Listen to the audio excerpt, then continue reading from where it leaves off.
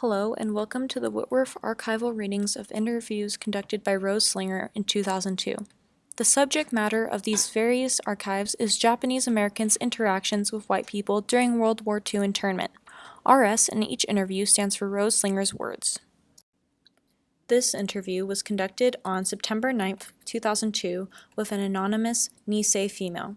Her words will be represented with NO. RS. Okay, did your neighborhood have a lot of Japanese people living in it? NO. No. RS. Really? NO. We lived in a more Caucasian neighborhood. The Japanese went to school and we were friends with the Caucasians, but as far as socially, the Japanese all stuck together. I suppose we weren't really accepted in those days, yet, NO.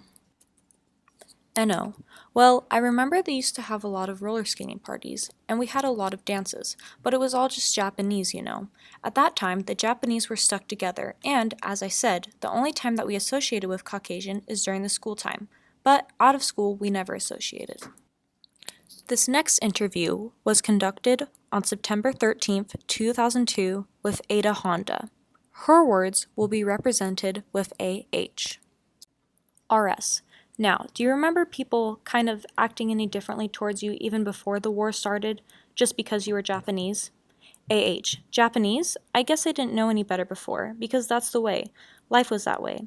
I mean, we didn't. We had a lot of acquaintances, but socially, I never went to the Caucasian people's homes we were never invited to parties, dinner. We had a restaurant, so everyone would envy us and say, "Oh, how nice, you have a restaurant." Laughs. I don't know whether that had anything to do with it, but no, I don't know. I guess that was just the way life was, and we didn't know any differently in those days. I don't know how to explain it. We just lived a very simple life, and we didn't know any different. And, like at school, the kids were all nice, but I never did anything social with any of my classmates, except the ones that I graduated with. I had 3 very good friends in elementary school, and we just stayed friends all the way through high school. Even my good friends, as close as they were, I never went to their house for dinner, or I never thought anything about it. There wasn't this interaction, social things like they do today. RS. Oh my goodness, but did you find the church really welcoming here when you came? AH. Yeah, I didn't find it difficult to become a part of the community. I know my sister used to tell me, she says, when, of course, neither one of us had boyfriends, and she'd always say, I could marry a Caucasian, and I says, you could? I couldn't, I told her. That's a difference. She felt comfortable if she were to have a Caucasian boyfriend, but I didn't. I never cared to. AH. But I had fun. I enjoyed school. Those were happy, happy times. Mainly because I didn't know any better. Rose laughs. I'm sure, there was discrimination because had there not been, I would have been more involved in everything. But, and maybe because I wasn't in the same economic social level, too, that might have made a difference. But even my Caucasian girlfriends, we did pretty much the same things, except that they were able to be sponsors in ROTC, and I was never, able to be in there. And I don't know why. I don't know why these girls got it and I didn't. And they were my best friends, but I don't know that I even tried for it. Airplane flies overhead. So, whether it was because, we didn't have mentors and people who helped us in school in those days like they do today, RS, right? AH, I used to always think, that's what I would like to be. But I don't remember making any effort to be a part of it. So, my best girlfriends, that was the only thing that they did that I didn't get to do. The following interview took place on October 22nd, 2002, with Ellen Kubokawa. Her words will be represented with EK. RS. Yeah, oh goodness. Do you remember what kind of went through your mind when you heard about the bombing in Pearl Harbor, and what did you think was going to happen? EK. I sure didn't think they were going to evacuate us. I just thought, oh, this is going to be a hardship, especially for my folks, because no matter how you look at us, we have Japanese faces even though we are Americans. But for the average Caucasian looking at us, they're going to tie us in with Japan, unfortunately, And 99.9% of the people, they wouldn't have done anything, against the country. But then you couldn't convince the Caucasian people because a lot of them don't like minorities anyway. That's the trouble. You couldn't convince them, and so I thought, well, I wonder what's going to happen then. So I worried for my folks mostly. I thought, oh, we'll all survive, but, it aged my dad real fast, and my mother too. Well, I shouldn't say it aged her that fast, because she was 91 when she died. Laughs. RS. Do you remember how you felt about having to leave your friends and everything and leave school? EK. Oh, well, I felt very sad because it's my senior year too, having to just pull up roots and go.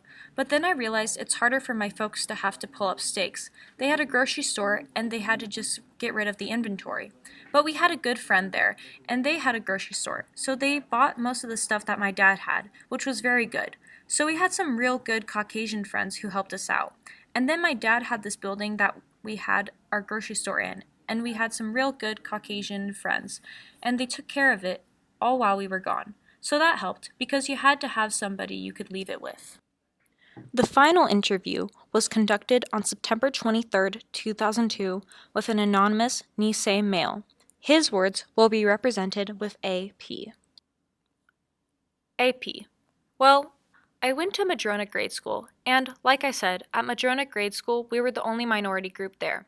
It was all Caucasian, and so it was quite a transition when all of a sudden I looked around and there's 10,000 Japanese people huddling together. But being young, you adjust to it. RS.